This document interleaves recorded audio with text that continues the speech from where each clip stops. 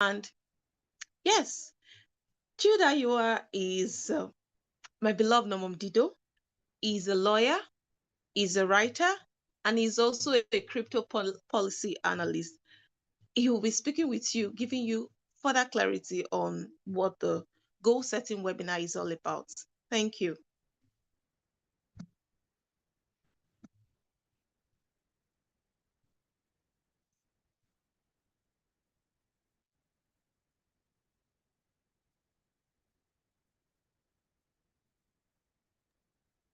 Okay. Thank you so much, my beloved wife, Lillian. Confirm you can hear me clearly. Yes, absolutely. We can hear you. All right, thank you. So, my name is Jude Ayua.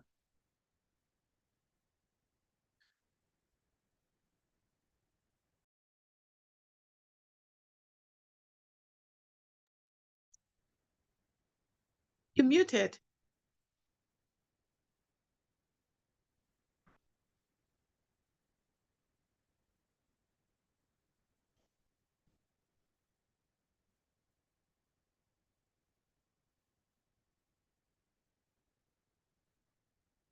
Yeah, sorry about that. I needed to sort out something.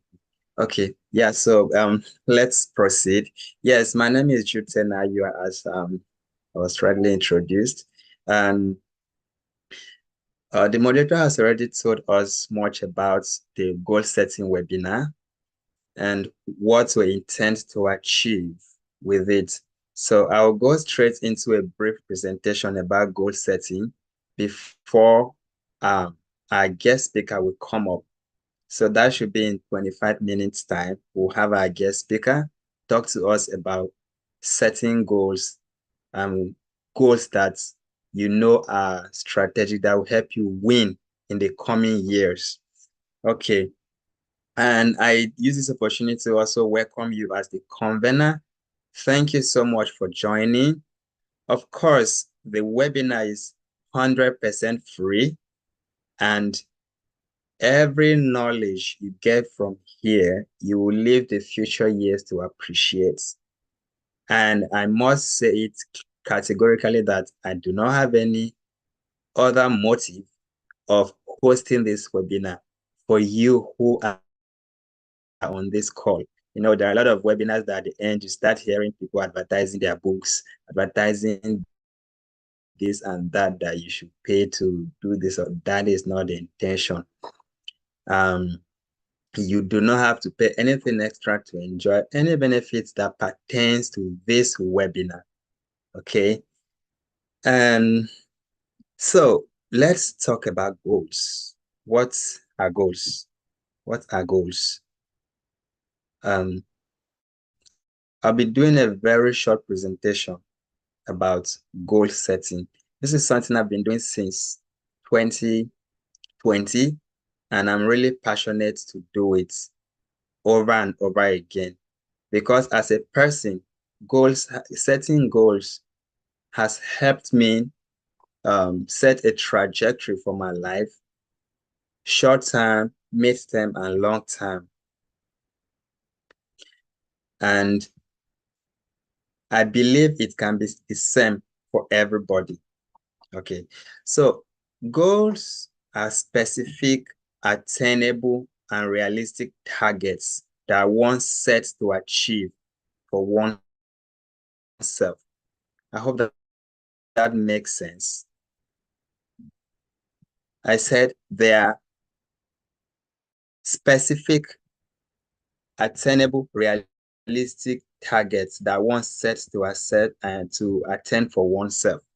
So if you are setting a goal, keep in mind that these are the factors you should put in your goal setting.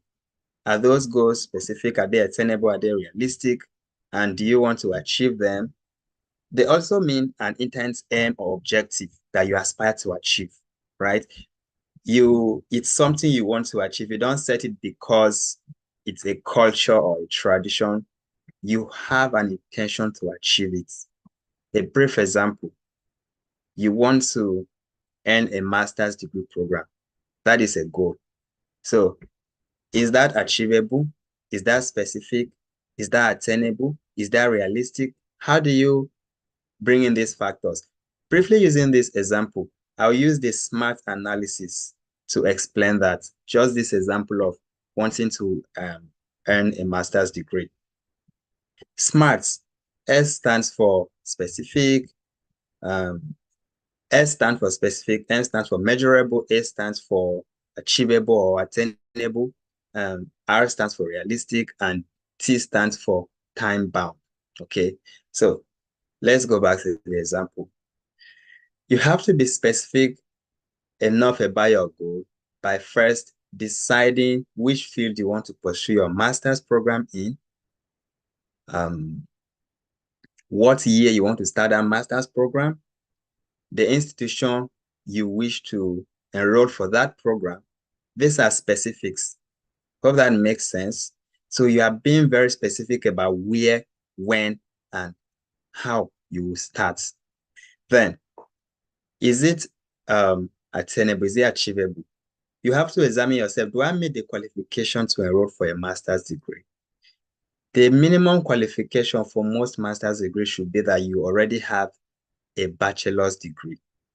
Okay. So do I have this minimum qualification? Okay, that means it is achievable. If I have the minimum qualification to enroll for a master's program, it is achievable for me. Then you start working towards it. Now, is it measurable? Measurable should be in the sense that you have the capacity to meet up with that goal. Can you afford the finances? Are you able to relocate to that place? Are you able to fit into that school community? Then going to the other aspects, is it realistic? Realistic should be in the sense it still also has to do with your capacity to meet up with the demands of earning a master's degree.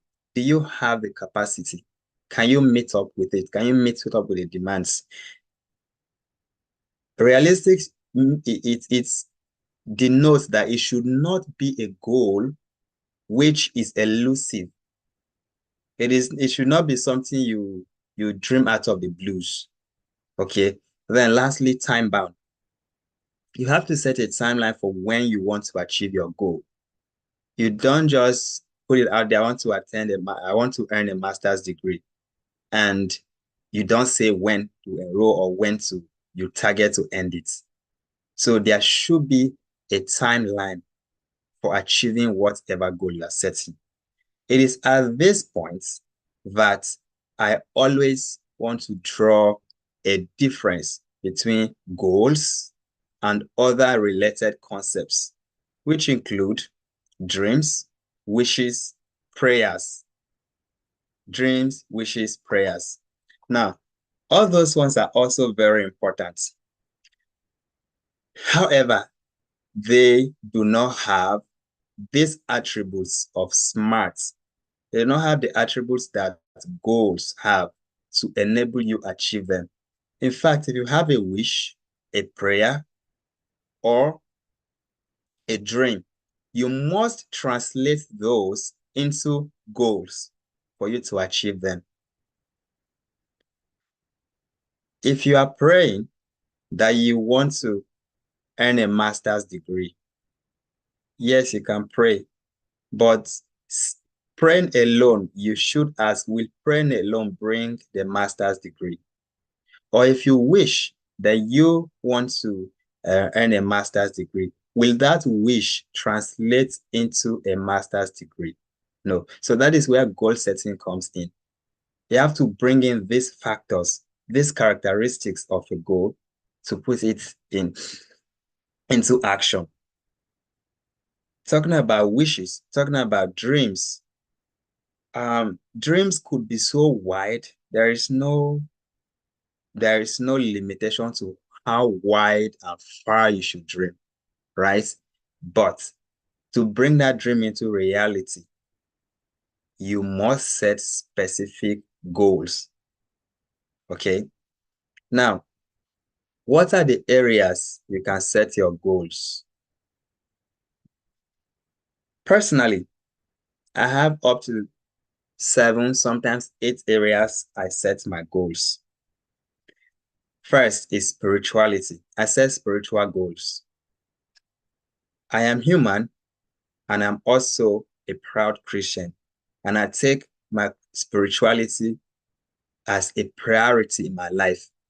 My spirituality determines the trajectory of my life, determines where I go, what I do, how I behave, things I say. It forms, it shapes my value system. Okay. So I set spiritual goals. So this is an area you can set your goal. Second is relational goals, or you can match that with social goals. And that includes your relationship with your spouse, your siblings, your parents, your colleagues, classmates, and all other forms of relationships.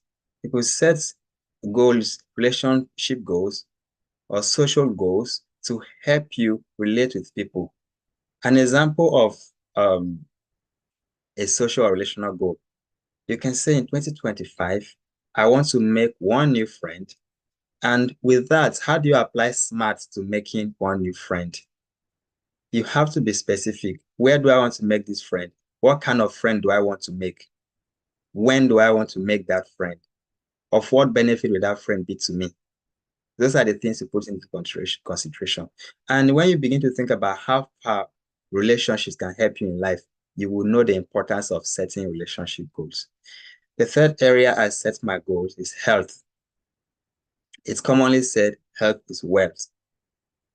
If you are not healthy, there is nothing you can achieve as a person. You have to be healthy mentally, psychologically, physically, and in all other aspects. So you set health goals. An example of a health goal, I want to do exercise 30 minutes every day in 2025. You have to also apply SMART to that. Where will you do your exercise? What strategy of exercise will you adopt, and so on. Another area is profession or career. You set career goals, professional goals. You can also set financial goals. And this is also a key aspect. You will realize that finances are very key in achieving every other goal that you are setting. You can say, for example, we used earning a master's degree earlier. There is no way you can achieve that without finances. I tell you from experience that even if you have a fully funded scholarship, you must still make a financial commitment. Okay.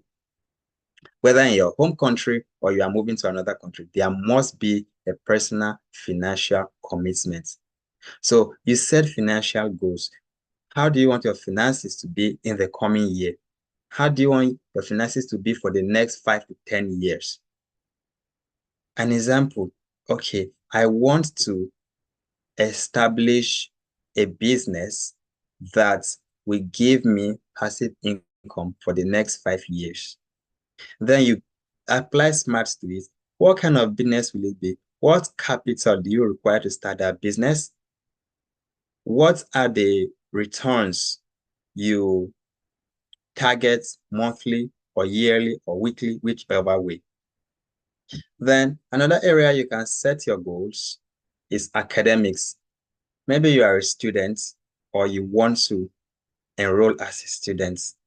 You have to set goals that border on, let's say, your grades, performance in school, relationship with professors or fellow students. Those are academic goals. Or you set a timeline. I want to earn a master's degree at 30. I want to earn a PhD at 35. Those are academic goals. And then you work towards them. Okay, so these are examples of areas to set goals. I'll round up in 5 minutes, and two other subtopics I want to cover about goal setting. First, what are the things to bear in mind when setting goals? And the last thing I'll talk about will be things to avoid when setting goals. So what are the things you put in mind when setting goals? First, consider your value system. When you're setting goals, you should set goals that align with your value system. If you're setting financial goals, for example, you want to attain financial freedom in 2025, it has to align with what your mindset about money. What does money mean to you? What do you think money will do for you? How do you think is the best way to get money? Right? Or if you're setting an academic goal, what is your value system? Are you hardworking? Are you determined? Okay. So you consider your values, and a goal must align with your values. It should not be something that comes to oppose your value system. Do you get that? Another thing you should bear in mind is capacity to pursue that goal. Are you able? What are the factors in place? I will tell you that writing down your goals is very important. However, writing it alone without putting an action plan to it will not make that goal become realistic, become a reality. So you must first consider if you are able to meet up with the capacity of achieving any goal you are setting, right? And yes, by faith, you can set big goals. Nothing stops you. But be sure that you have the emotional, psychological, financial, and other forms of capacity to be able to pursue that goal. Trials will come. Things we plan our life, but you don't know what life plans for you. Okay? Because life is to a large extent unpredictable. It doesn't depend on you. There are many people in this world. It depends on relationship. It depends on natural attributes. It depends on God. Okay, so you have your plan. For Christians who are here in Proverbs 16, it says we make our plans, but God has the final say. So you have to put these factors into consideration when setting your goals. Another aspect. Okay, so the last aspect before our guest speaker comes up, things to avoid when setting goals. Things to avoid when setting goals. Do not set goals that I like emphasizing this, that they primarily depend on external factors to be achieved. For example, what is your own personal preparedness to pursue your goals before you start going outside for help? As a person, do you have a capacity to pursue a master's program before you think about reaching out to someone for maybe links on uh, schools to apply to, or financial assistance and so on? Okay, so you must not depend on external factors as the primary enabler of your realizing your goals. First, start with yourself. All right. Another thing is, do not set goals that do not align with a smart strategy. Don't set goals that are elusive, goals that are not realistic, goals that are not time bound, that you just put it out there. Whenever it happens, it happens. No, do not. All right. And do not also set goals when you are not prepared to pursue. Do not waste your time. There is so much you can do. So use your time to set goals. Let it be things you are really, really prepared to pursue. Okay. I'll be running up here and handing over to our guest speaker, Don Kings. But let me also quickly give a rundown in the next 1 minute of what we've done the past 25 minutes. We talked about goals. What is a goal? That was the first thing I said. When I said a goal is specific, attainable, realistic target that one set for oneself. It is an aim, intent, objective that one aspires to achieve. Okay, it must be something you aspire to achieve. And then I mentioned areas where you can set your goals, including spiritual, social, health, finances, education, profession, relational goals, academic goals. And I also talks about things you put into consideration when setting your goals, for example, value system, and I rounding up with things to avoid when setting goals.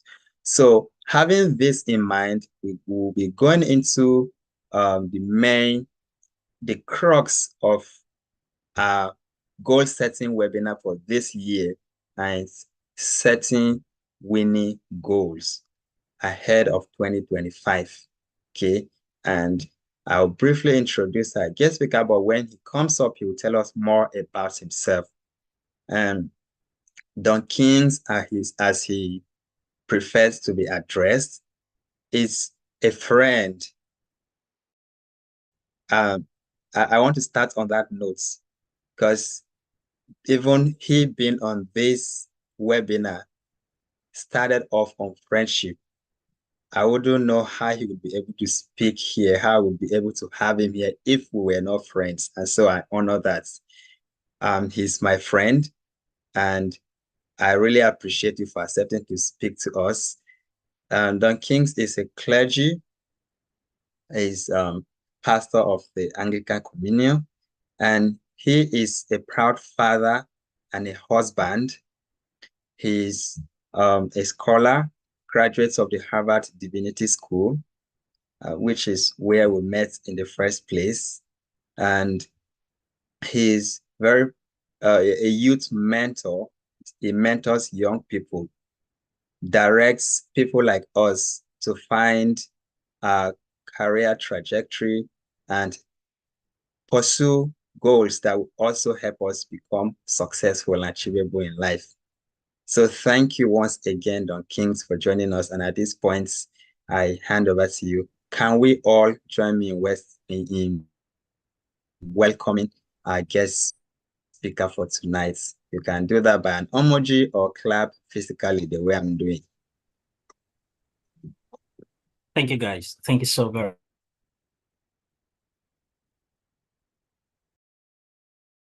Do you all hear me clearly, loud? Thank you, Jude. You hear me? Francis, do you hear me? Donald, Azimusa, Ikene, Onyebuchi, do you all hear me clearly? Can I proceed? Are we good?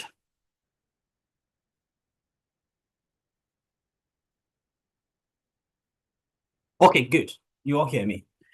So, Jude, I want to thank you very much for this event you put together. Thank you for the quality of your heart. I have enjoyed listening to you, and your wife, Lillian, for the support role she plays in the process. This is really beautiful. Excuse me. As you will get to find out in the course of my presentation, goal setting is a very, very important thing, and it tells so much about an individual. So let me open my slide. Am I a co-host yet? Can I share my slide? Let me confirm that. So I'm not yet a co-host. I'm disabled from sharing my presentation. I'm sorry about that. Now you are. Okay, thank you. Yes, thank you. Beautiful. All right. Do you all see my screen?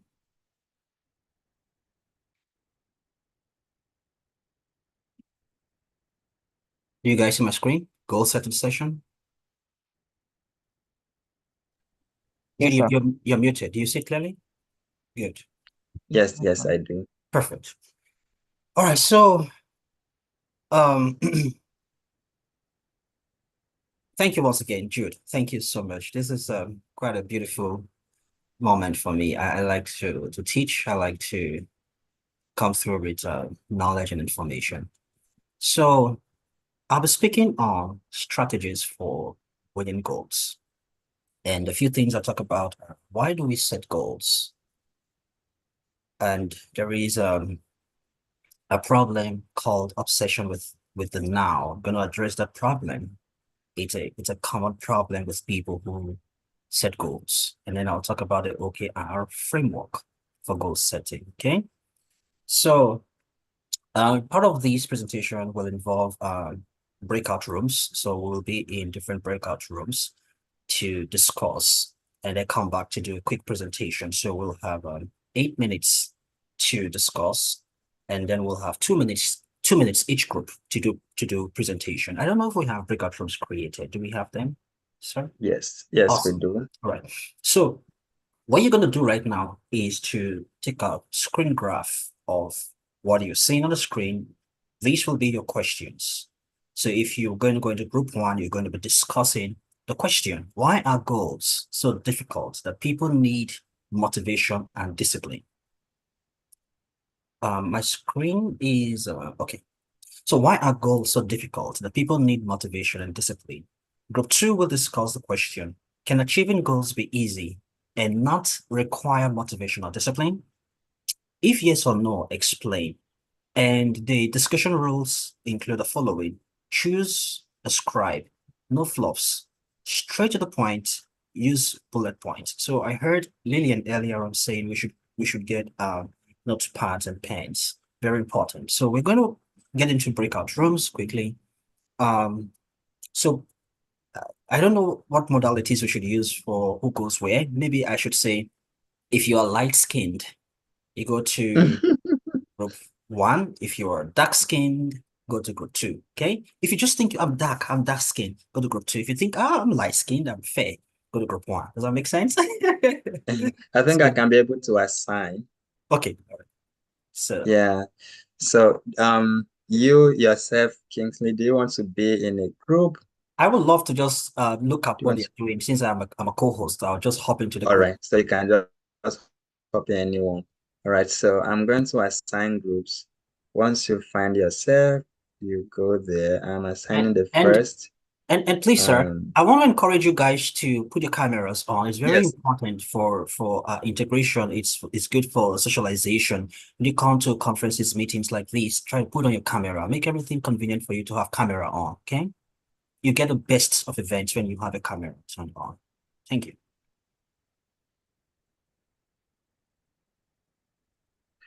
Okay. So, um, I have assigned, and the rooms are open. Okay. This person, Donald, I've not assigned you. Let me assign you to one. Okay. Yes. Host and co-host can join any room of their choice.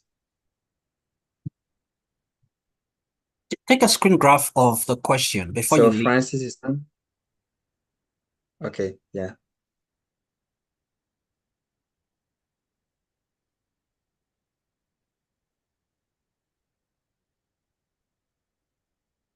Okay, so the notification will pop up and then you will be in your room.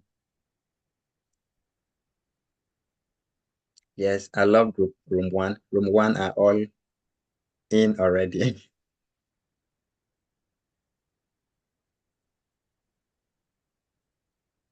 Okay, Joseph just came in. So Joseph, I'm going to assign you to a room.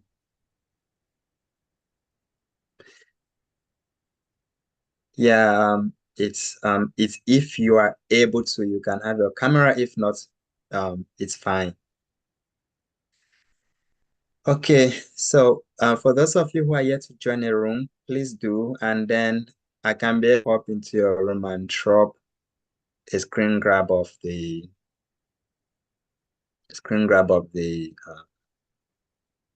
questions for discussion. So let me join here quickly.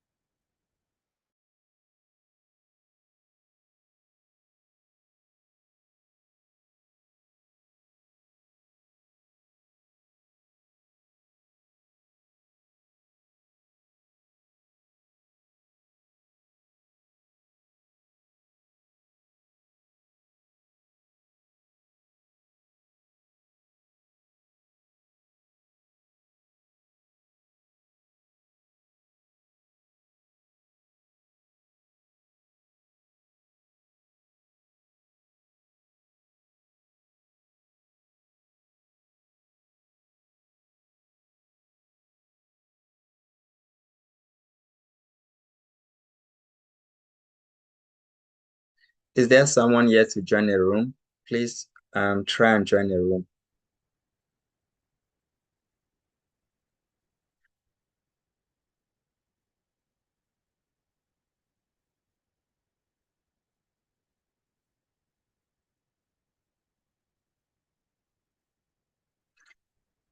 Emmanuel, I will assign you to room 2. Oh, okay. You were assigned to room 1. Please, room 2. So please join. Emmanuel is in. Rohama, you have been assigned to room 2. Please join. All right. All room 1 members are there. Rohama, if you can hear me, kindly join room 2.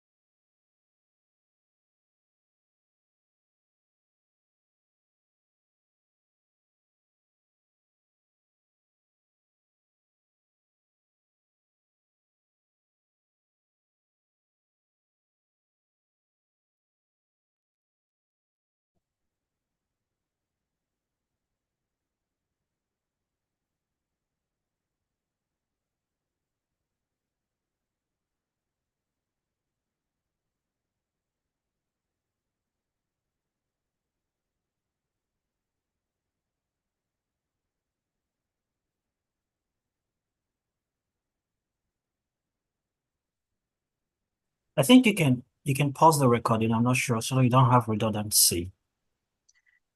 Okay. Well, maybe we can be having a conversation to Ah, keep our live ah. audience on YouTube engaged. Oh, there's a live audience on YouTube.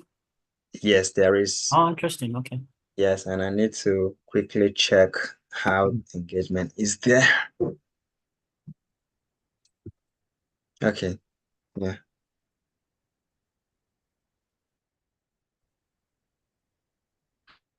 Yeah, but the breakout should be back soon, right? So they have 3 minutes to be done. 3 more minutes. Okay. Yeah, 3 minutes. Are you able to end the breakout room? So I have to do that when it's time. I didn't hear that. Are you able to end the breakout rooms? Or I should do that when it's You can. We need to just announce them that they have 3 minutes left, so they hurry up, okay. and Okay. we would just close the rooms. Okay. Okay. That's fine. I can do it, I Okay. think. I'm not sure. Let me see.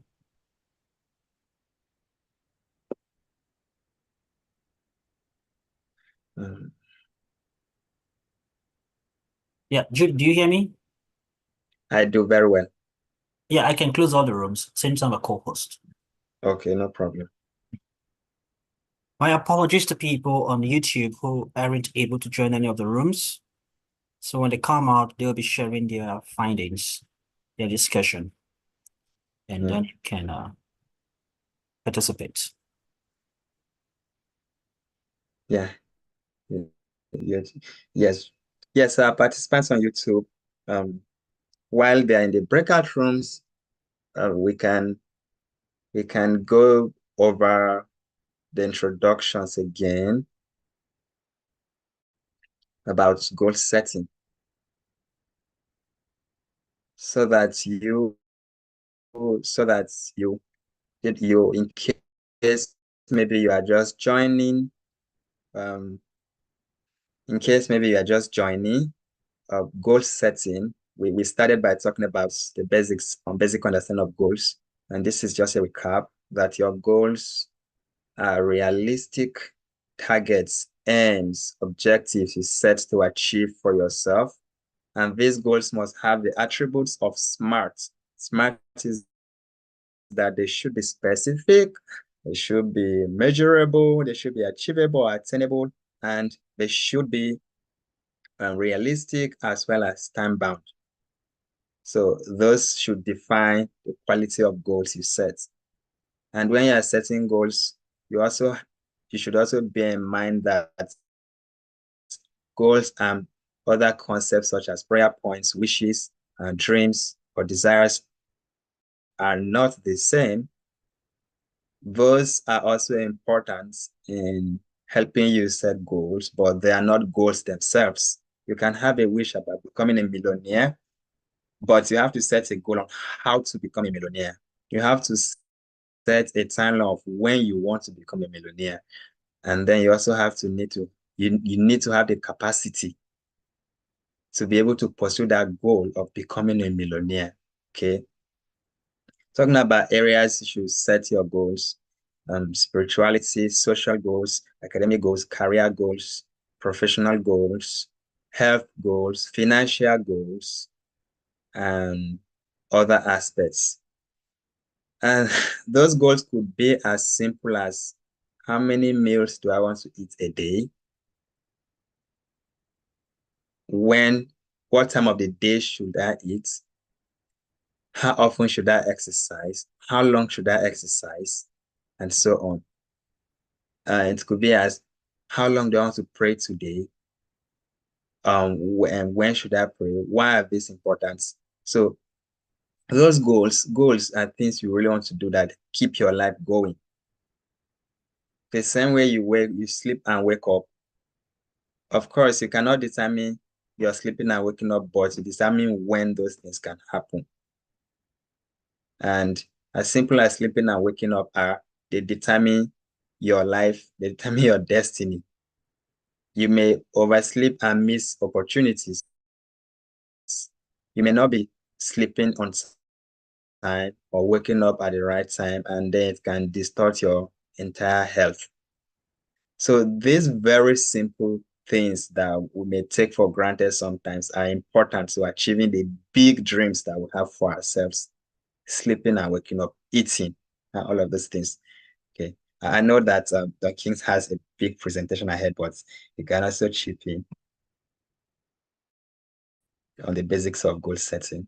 Yeah, so let me go ahead and collapse the group, and Okay. we'll all be together here to discuss. Would that be fine?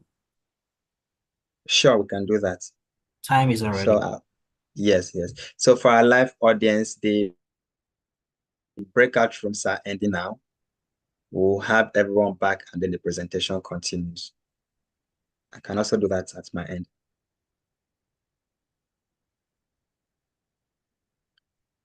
Good. How many people do you have in the live audience? I need to confirm. Last time I checked, it was up to 5 people. Five. That's fine. Just to be sure that I bring them in and carry them along if we may have to do any activity. Okay. But they cannot Sure. speak, can they? No, they're on YouTube, so Hmm. they cannot speak, but they can be able to chat. Okay, good. Yes.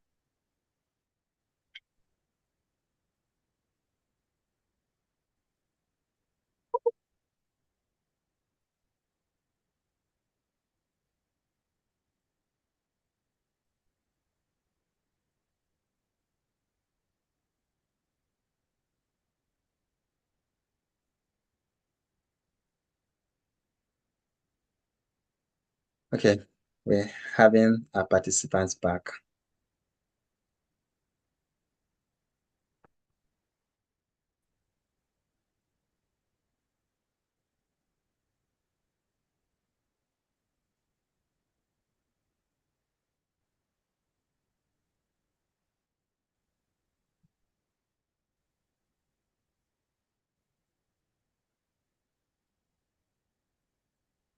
All right. Can we have a scribe of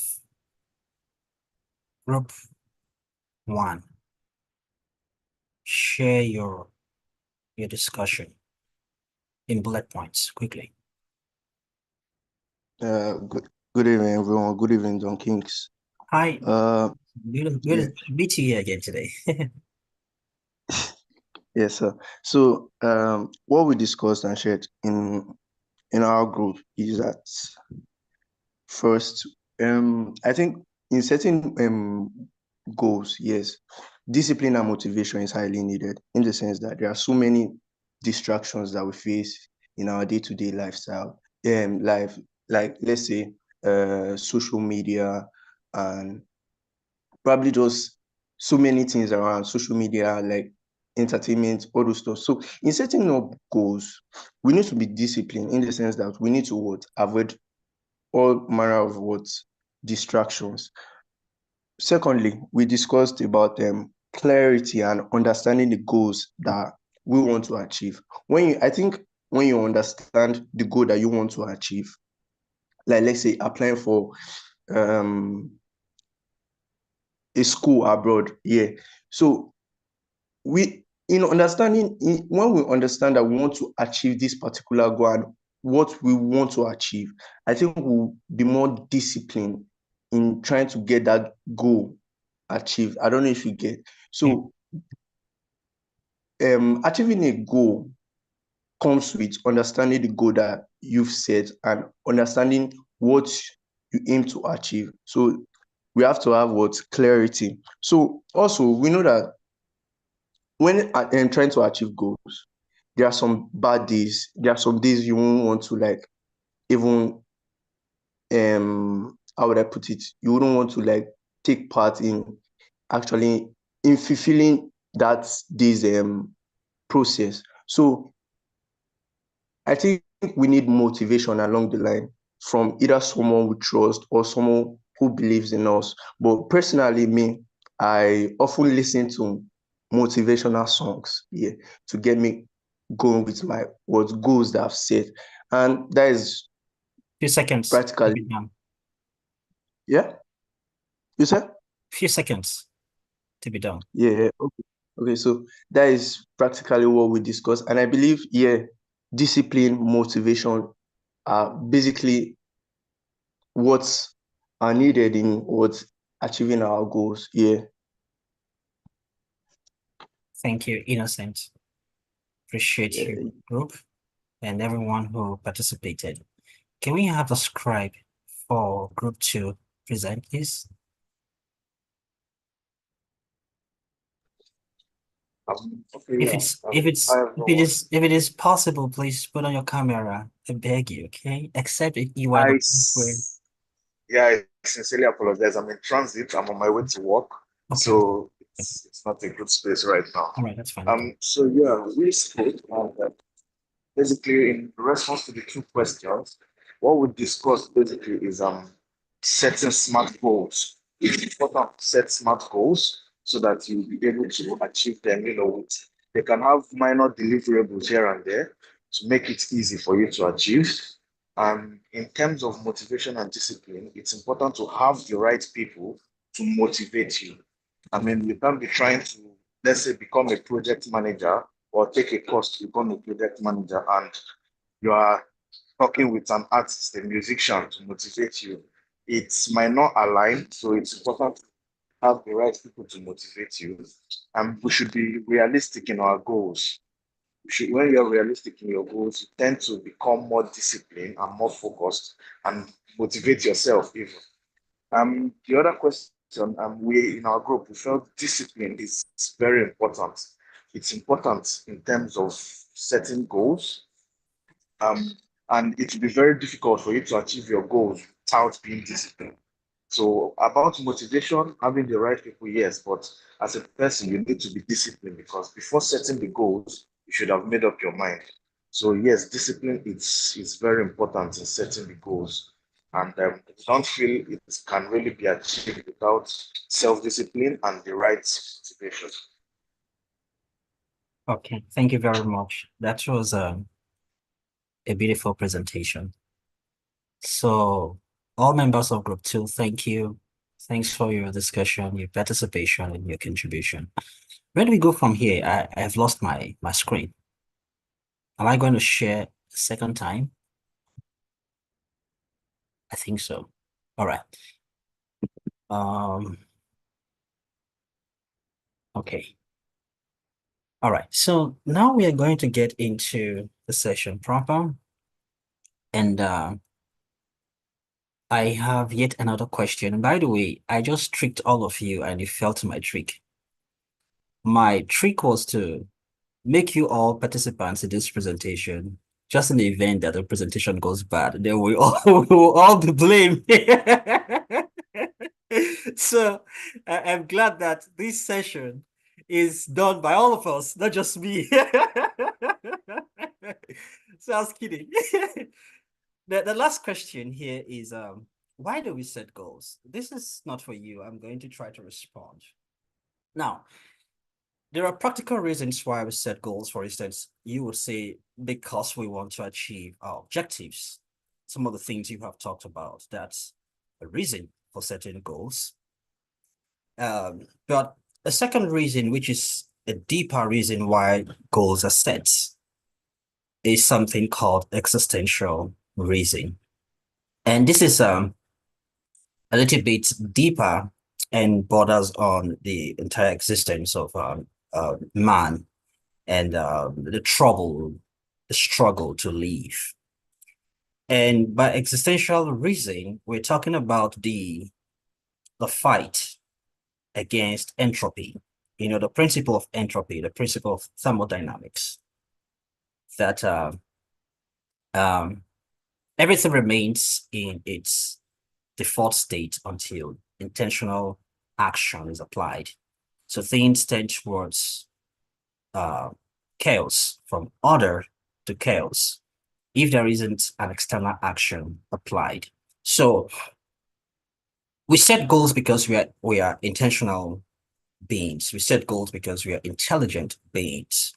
Now, that is the prerequisite. I don't know if that's the right word. I've not used it for a long time. Prerogative, rather. That is a prerogative of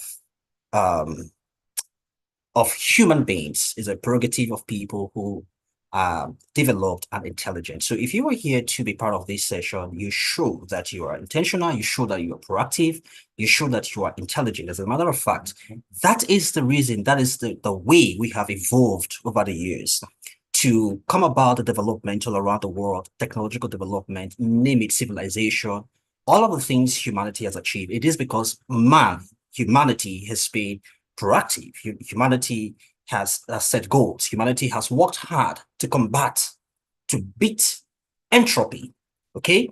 And that's the reason why the human species, which is called Homo sapiens, cannot go extinct as other animals would go extinct. They are like all liable to go extinct because they don't have the cognitive capabilities that humans have, the advanced cognitive development to be proactive and to go ahead of the things that threaten us. So they go extinct, we don't go extinct. In fact, we evolve through the centuries because God has endowed us with advanced capabilities of the mind. Okay? So that's a key reason why we set goals. So if you are an educated person, you are an intelligent person, you show by setting goals, by living a life that is orderly, not a life that is beset with chaos, right? Which people experience when they don't set goals. And in fact, only 15% of people in the world set goals. 15% set goals and achieve their goals. And they are the most progressive people among all other people in the world. They are goal setters. So it's a very important thing we are looking at right now. Very, very, very important for our well-being and our life's progress.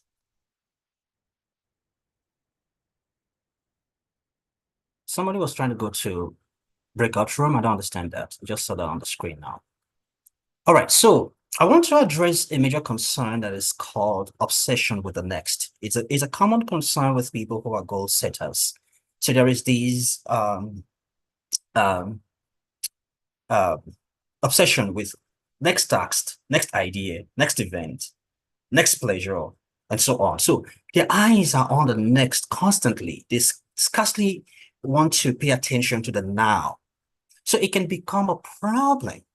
And something about a problem which is unfortunately bad is the fact that it leads to stress, anxiety, and it results in failure. So sometimes you set goals and at the end of the year, you're not able to achieve the goal. It is because you have neglected an important aspect of goal setting, which is the now. So I want to talk about how to pay attention to the now. We don't avoid the now, as many people do who are obsessed with goal setting, resulting in stress and anxiety. I'm one person who is big on avoiding stress and anxiety. I have put myself through a lot of stress in the course of my life, especially when I was a priest, a supervising priest in Nigeria. I worked so very hard, and I came to a level of awareness right now where I have decided not to put myself through stress anymore. It doesn't make sense. It's not in alignment with God's plan for us, okay? And we do so when we avoid paying attention to the now of our lives because we are too fixated on what is next and what comes next and what comes next. So take this as an important lesson as you move forward in life, that you pay attention to the now at every junction of your life, okay? Now, how do we begin to pay attention to the now before we launch into the next? It's a process. So we have here the starting point being the now before the next, and the now is the same thing as the being. Okay, being is a process, and when you move from now to next, you get to a point of doing. So the next is doing, the now is being. So in essence, I'm talking about paying attention to the person who you need to be, who you need to become before you begin to talk about achieving a certain goal. You don't just set out to achieve goals if you haven't become. So there is a process of being that happens in the now. Now, this happens when you are able to assess yourself. You assess your skill set, you assess your abilities, you assess your capabilities. You pay attention to the inward cognitive and spiritual developments that you have experienced, knowing where you are. Excuse me. To say Adigba enter the waiting room. Why should someone be entering the waiting room? I don't understand. So, Jude, you have something to take care of. Yeah. Sorry about the distraction. So it's new participants entering the meeting. Can we dissolve the Um, rooms? Can we close them up, please? Waiting room. All right, I will do that. Okay. This is just to track. Okay, thank you. So you start with the being. Your being, from your being, it becomes easy for you to do. And this is the reason why some goals are not achievable. The individual has neglected himself. He or she didn't start from where they should start, which is the now and the being. And they hopped into the next. They hopped into doing, and they are incapacitated in the process. So as you can see in that diagram, is an inward cognitive process. It's an assessment of yourself, assessment of your skill set, assessment of your ability, where you are spiritually, where you are cognitively. If you want to get married to a woman, where are you before you start? Are you still a boy? Or you have evolved into a man? A boy doesn't get married because there's a lot of shenanigans to take from a woman, from a wife, which you need to be a man to contain. When I was going to get married, my friend back then in the seminary said to me, hey, in Cameroon, he told me, they have a practice of giving a young man a cat just before he gets married. And if he tends to the cat so well and the cat loves him and remains with him, it means that the young man is ripe and set to get married, because cats are snobbish. So they would often run off if you don't take care of them, as the practice goes or as the tradition goes. So he was just saying that to me, preparing my mind for marriage. So it's not for boys. You have to know where you are. You have to assess the now. You have to assess your being before you know whether you're prepared for doing or launch it into the next. I think this is clear enough, right? Next thing is, how do we move from the now to the next? What is the process? It's very simple. It's all about interrogating our current assumptions and commitments. In the event you see errors in my template, in my presentation, please pardon me. I have a lot going on in my life, very much in a hurry with things, trying to improve gradually. So you begin by interrogating your current assumptions and commitments. Let me give you an example. Assuming you work with an organization or in an industry that has a practice of conveying their employees out of the country to another country for vacation, maybe yearly or once in 2 years, And at that vacation, they train them, you know. I have seen speakers recently doing the same thing. It's a growing trend. Samadeyemi, my mentor, has moved some of his leadership events to Morocco and Dubai, Morocco particularly, and the people vacate, and then they have very interesting sessions of leadership training. It's getting increasingly common. I heard of someone who is planning an event in Dubai very soon. So assuming you belong to an organization that is up to that kind of program, and maybe they're taking you guys to the Maldives in the Pacific Island or to St. Kitts in the Caribbean, and they're paying part of the event, and you are meant to foot a portion of the event. And this is important for your career development. So you need probably about 3 million naira to undertake the trip. So you want to save up 3 million naira, which is like about $2,000 if you were in the US. And then it's something that would not come easy, but you want to be able to achieve the objective of saving up that money. So you start by interrogating your assumptions and commitments. What commitments do I have? Financial commitments that I need to interrogate and then scale back on. Are you with me? And there are 4 essential commitments that you need to interrogate. And there are assumptions behind those commitments, cultural assumptions, traditional assumptions, religious assumptions. There are many assumptions behind them that you need to also interrogate. So let me talk about the commitments. You want to interrogate your financial commitments, your time commitments, your commitment of mental energy, your commitment of physical energy. Until I came to Harvard, I didn't realize how much mental energy is so prized. In Nigeria or other parts of the world, we spend physical and mental energy to make money. I came to the US and I interacted with smart people and the rich. I realized that they spend money to recover time. So they're trying to recover time, they're trying to recover mental energy, trying to recover physical energy. I was amazed to see this practice in play among the rich. And that's how they are rich. That's how they get ahead, right? So you want to interrogate your commitment, your time commitment, your financial commitment, your commitment of mental and physical energies. They're important. So a financial commitment, as you begin to interrogate your commitment, your financial commitment, you realize that you've been paying the tuition of your nieces and nephews for the past 2 years. Their parents aren't deceased, by the way, because of a cultural assumption that if someone is well off in a family, he or she takes up the responsibility of siblings. It's not bad, it's okay if you could.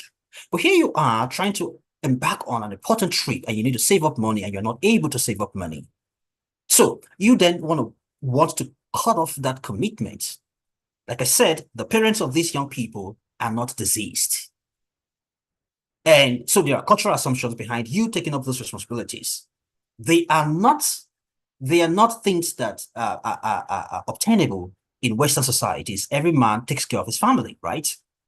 And so you see, they are not my responsibility, but I can keep my responsibility to my aging parents and continue to send them money. My aging parents are my responsibility.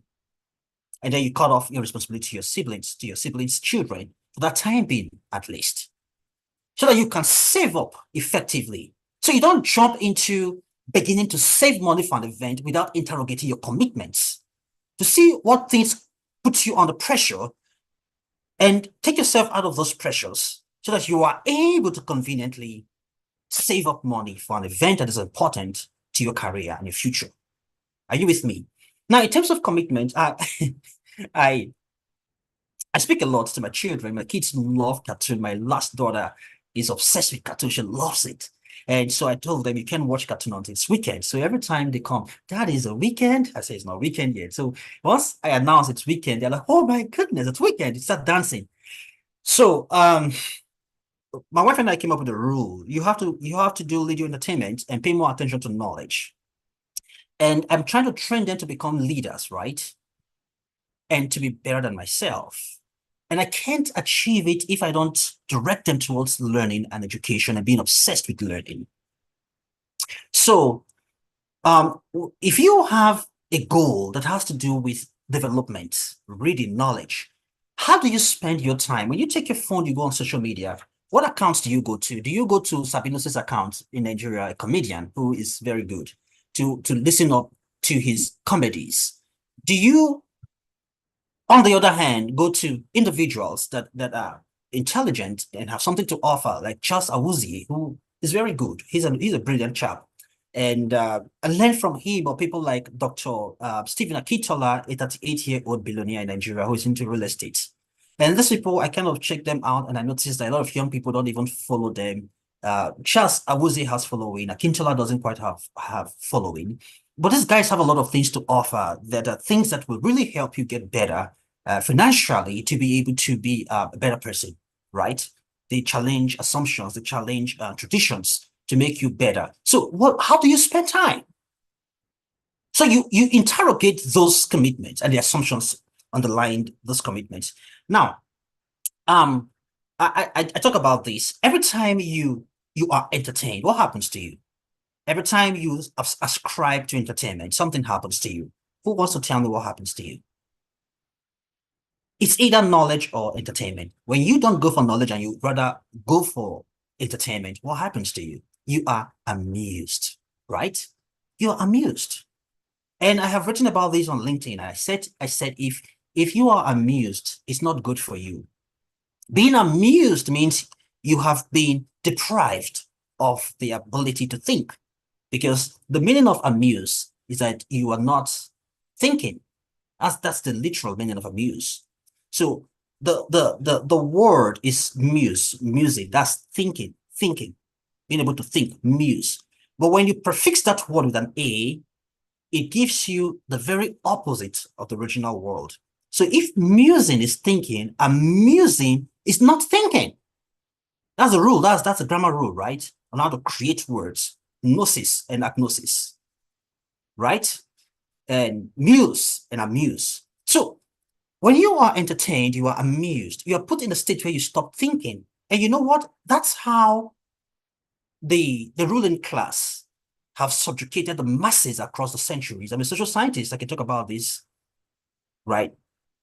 If you are familiar with the gladiatorial games of Rome, if you watch the gladiators, I watched it when I was very young. The Roman emperors used those games to entertain the masses, to hold them down, to hold them in subjection.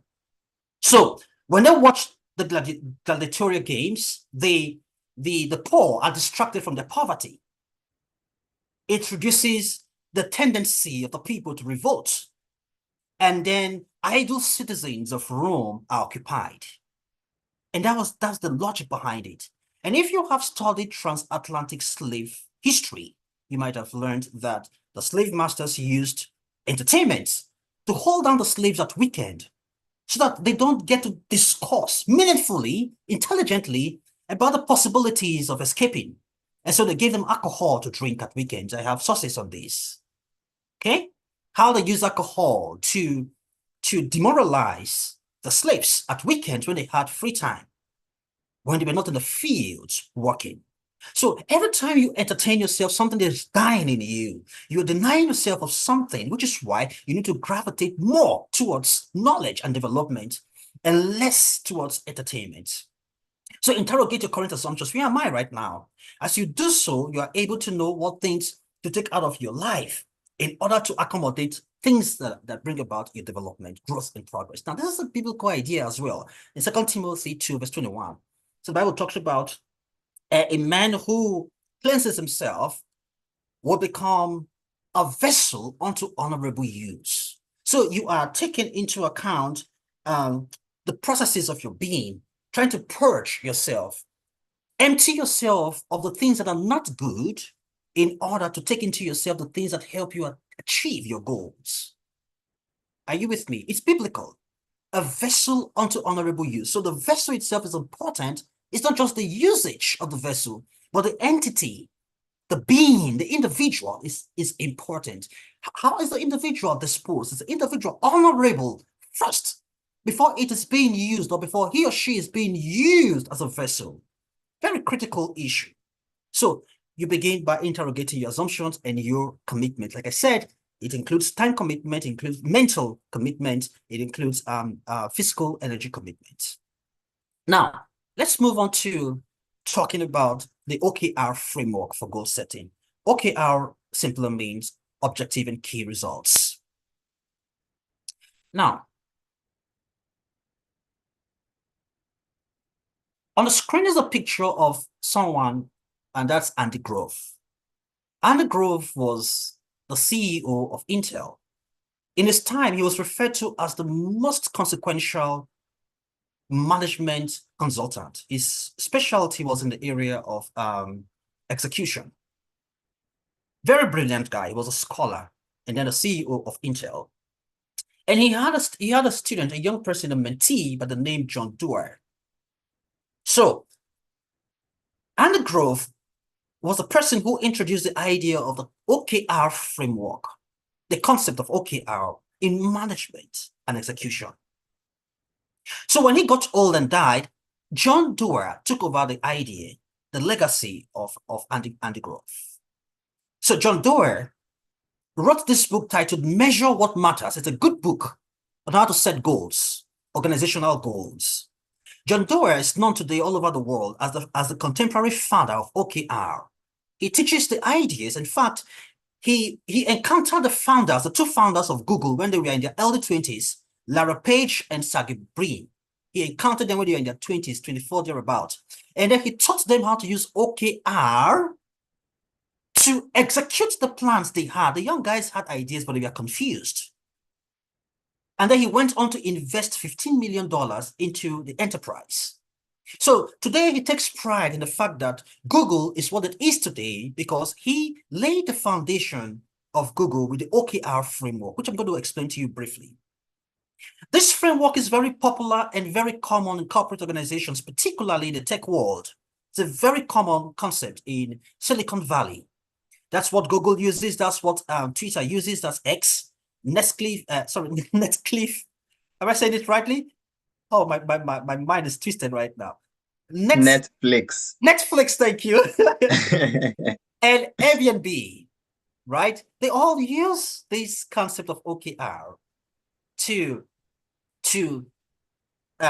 effect execution in their systems. So you can get this book. It's on Amazon. It's a New York Times best-selling book. It's about $15, $18. It's a very useful book by John Doerr. John Doerr is on the internet. You can find him, but the idea came from Andy Grove. Now, the idea of OKR is simply that objectives are the direction you want to head, the what that you are about achieving, accomplishing, the what, the direction you are headed. While key results, on the other hand, are the milestones, the how that you want to see, the little pieces of things you want to accomplish in the process of accomplishing your objective, right? So, fortunately, my brother Jude did justice to the SMART model of goal setting. And your objective, mind you, objective is singular for a purpose because it must be specific. The S in the SMART. I'm going to talk about the SAR under objective, and I'll talk about the M and T under key results. So your objective must be specific. That's why it's a singular term, as against key results that may be more than one. Must be SMART, specific. Focus on one thing and pursue it to the conclusive end before you go back to your drawing board and strategize a new objective. So I read a book some time ago by Daniel Priestley, one of the greatest minds in the business world. The book is titled Oversubscribed. And he said, every one of the major 4 companies in the world attain dominance by having a business position that would be 1 out of 4 critical business positions. And so he mentioned the positions. They include pricing. So you want to use pricing to attain dominance, like Walmart, for instance, or innovation, like Apple. Challenging the status quo with innovative products, designing things differently from how they have been designed until you came on the scene. Or relationship, that's customer relationship management, CRM. It's an approach. And the last one is convenience, designing products that are users-friendly. And so people love the products. And that's how you are able to compete effectively and attain dominance in your industry. So he said each of the dominant companies focuses rather on just one of those business positions. And they direct their resources, human and capital resources, to that particular position until they accomplish it as desired. And then they can go back to their drawing board and re-strategize for another position. So not two positions at a time, but one position at a time. So you must be specific. And the M is measurable. I'll talk about that later. How about the A, achievable? So if you have A as achievable, R is what? Some people say realistic. If you have achievable, you don't need to say realistic anymore. So I think a better term for the R is relevant. Okay, that's what I think. So let's check that and compare notes later. So have an achievable goal. Now, goals are achievable in connection to how ambitious they are. Point 2, must be ambitious. In connection to how ambitious they are. Psychologists have said that a goal that is not ambitious can be abandoned. So a lot of goals have been abandoned, not because they were so difficult to achieve, but because they were not ambitious enough to inspire the individual. And that brings me to an idea referred to as the performance gap. Performance experts have said that every time you have a goal, you have a challenge, you want to, a goal or objective you want to accomplish, if the challenge of that goal is way higher, or in fact just higher than the skill set you need for achieving that goal, according to them, you will be overwhelmed and you will abandon that goal if its challenge is higher than your skill set. On the other hand, if your skill set is higher than the goal, you will be bored, you will not be inspired, and you can also abandon the goal. So all of these, I'm bringing them up to help you prepare for your goal, right? So you can achieve your goal. These are problems. I try tackling problems more. I don't like talking the same thing people talk about. That's just me. I'm crazy. So you want to approach, you want to try to get a point of power, a point of, you want to bridge the gap between the challenge and the skill set needed to accomplish the goals or the goal, right? And when I talked about, excuse me,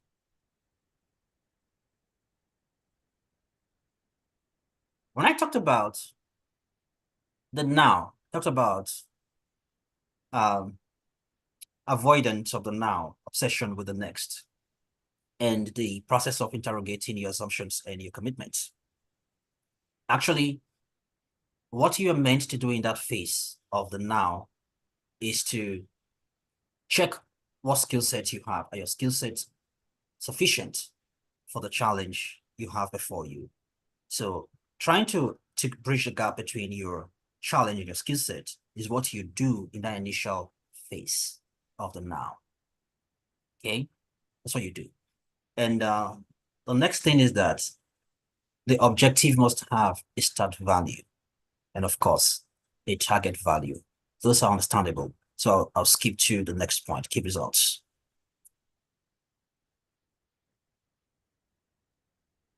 Now, key results are the milestones. They are the hows that eventually bring about the achievement of an objective. Every objective is not just one singular thing. It consists of a number of things that come together. So for instance, when Jude set out to get married to Lillian,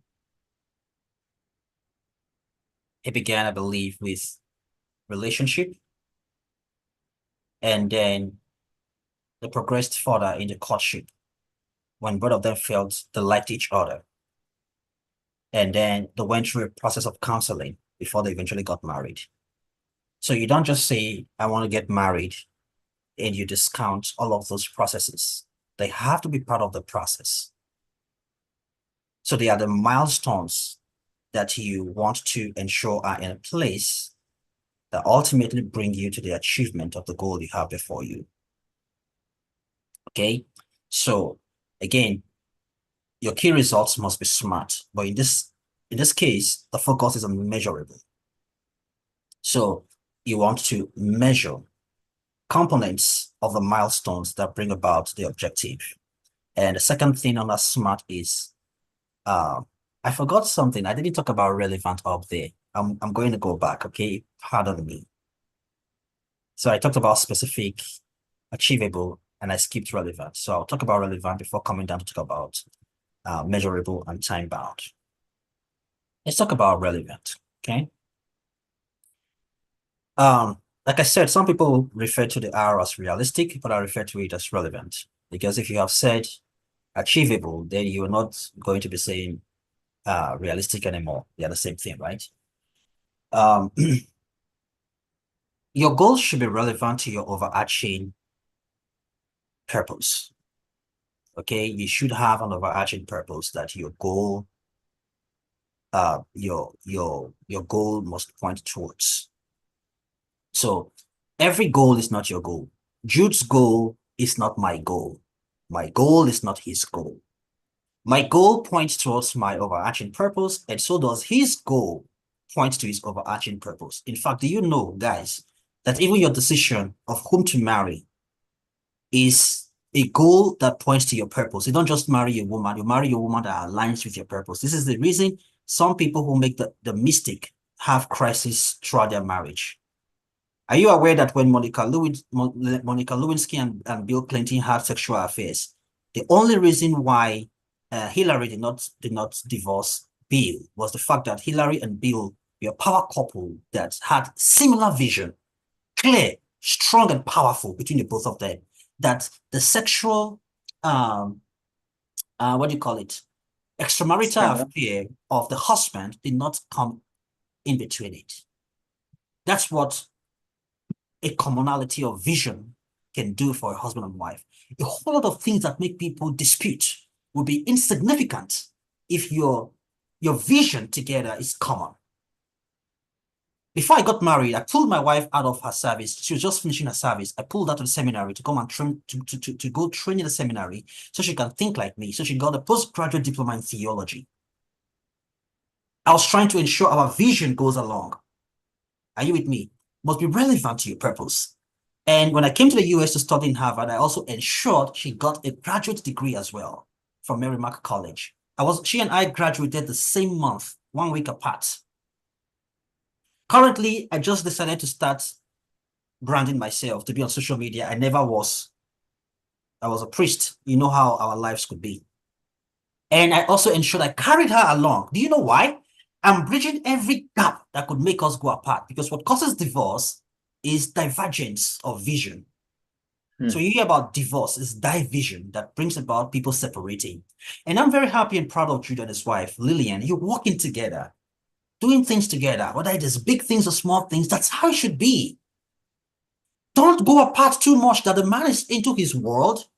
The woman doesn't know what he is doing, and she's doing something. The man doesn't know what she is doing. That's a recipe for breakup. That's a recipe for friction. So when I see people struggling in marriage is very easy, very, very easy and sweet and beautiful. My wife should be here right now. I probably assume she's here. She's busy with braiding hair.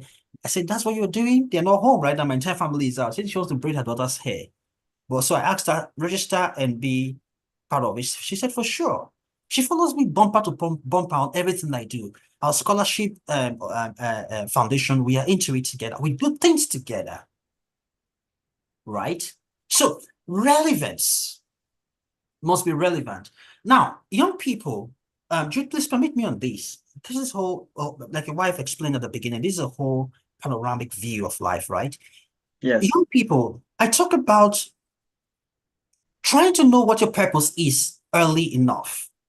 Otherwise, you'll be pursuing goals that are irrelevant. And at the end of your life, you are spent and you don't really know what you have achieved. It's one thing that has helped me. It redirects my priorities a lot. And it makes me a very difficult person. You wonder, why is Kingsley like this? It's not me. It is just my priorities. Are you with me? It's my priorities. Yeah. or you get to understand me later, not now. I'm going through a process of trying to assess my priorities.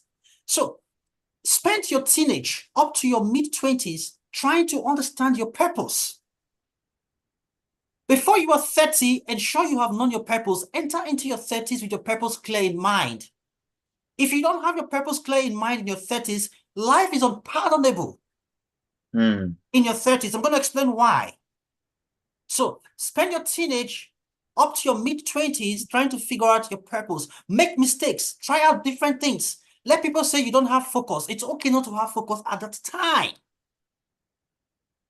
But let it be that by the time you turn 30, you have focus. Okay? Or you have a focus, so to say. Either one goes. Now, how to find your focus, your purpose rather, is by paying attention to your curiosity. What makes you curious? Whatever makes you deeply curious resonates with your calling, resonates with your purpose, resonates with your soul. And if it's something that makes you curious, chances are high that you know a lot about it. That's your forte. That's your area of strength. Do less about what they call passion and do more about curiosity. It's a pointer to the direction of your purpose. So figure it out before you are 30. Now, the reason 30 to 40 is not a good time for you to be struggling with your purpose is that life is unpardonable. Life is merciless at that time. I'll explain. Between 30 and 40, you are married, very likely. So you have a wife and you have children that are growing. They may be around 7, 10 years old, thereabouts. Which means you are concerned about their future. You've got to pay college bills for them. So that is a very difficult time when real things begin to confront you, right? Number 2, you have a wife to take care of. I talked about divergence. 10 years into marriage is a good time for her to set her eyes on something. And if you have not worked on the foundation very well, the both of you are going apart. So you are likely to be managing relationship. And that's when many couples break up between 5 to 10 years of marriage. That's the time to break up. They can take it into 15 years anyways. So that's a period where the man is struggling with his life. That's when they have midlife crisis. Also, you are no longer in the entry point of your career. You've gone far in the ranks, which means your job demands more of you. And lastly, society demands more of you as well. So if you're in the church, they are likely to elect you or appoint you as an elder. So you'll be attending church meetings. So much begins to happen to you. You are now the man in your family or a major figure in your family. So family demands also come to you. Your parents are old, you are taking care of them. Look, you have to figure out your purpose before 30. Because 30 to 40, guy, you are running on a lane that is a speed lane. That's a time when you are really living. So it's not when you should be pursuing purpose. Otherwise, life will just slip past you and you'll be a sadistic person. All because you didn't spend your time early figuring out your purpose. So this is a talk for another time. And in case you're struggling with your purpose, I don't mind connecting with you and have some little talk with you sometime later. Okay? So get your purpose right and ensure your goals align with your overarching purpose. Now back to key results. The last thing on the SMART model is time. Your goal should be time bound. So set time limits to your goal. I'll give you an illustration on that. So assuming you run a business and your goal is to have higher revenue or income by the end of the year. That is not an objective goal, by the way, because there is a whole lot that goal has not unraveled. And if you don't unravel those components, you're likely to run into a problem, as I've explained already. I talked about paying attention to the now, right? So what do you do in setting time limits to a goal? What do you do in trying to set up a measurable goal under key results? So what you might want to do is to put your goals into quarters. The first quarter of the year, let's say you have, so let me go back on my example. You want to increase revenue in your business, and you decide that you share the year into 4, and each quarter is dedicated to one particular milestone. So for a company that wants to increase revenue, the first quarter, maybe they will say, let us perfect AI and technology. So they spend the first quarter training their workforce on how to use AI and technology, because if you want to increase revenue, then you want to produce more and sell more. So the second quarter, the company goes on to want to create the extra market for their new products, the additional products. They want to warm the minds of the buyers. And that's what Jude did on his post. I love that post. He warmed the minds of the reader. That really drew my attention. He said, I set goals and I achieved A, B, C. I got married. I got my master's. I learned how to write. If you read that post. And that was warming the minds of his readers to want to be at this event. He was creating the market for this event. Beautiful, Jude. That was a marketing strategy, by the way. Thank you. So the second quarter, you want to create your market. You create a market for yourself, by the way, if you don't know, by warming the minds of your buyers in the second quarter. Then the third quarter, you launch a new price. Now, because you have won the minds of the people, they are already excited. It's one of the principles on how to oversubscribe. They're already very excited. By the time you launch a new price, they're like, whoa, we're already excited. Here's a price even very less than we have been used to. So you then will be able to sell more. And that is achieved in what quarter now? That's the third quarter, right? The third quarter. And then in the final quarter, that's the fourth quarter. The first quarter you train for AI and technology. The second quarter you warm the minds of your buyers, and the third quarter you set your pricing. Fine. Then the last quarter you measure and reiterate. Actually, the word is iterate. You measure and then you repeat the process in the last quarter. So those are milestones put into each quarter of the year that eventually bring you to the achievement of an objective, which is to maximize income, to have more income. So you don't just say, we want to have more revenues, more income, without having the milestones that bring about that objective. Is that clear? The next thing is starting small.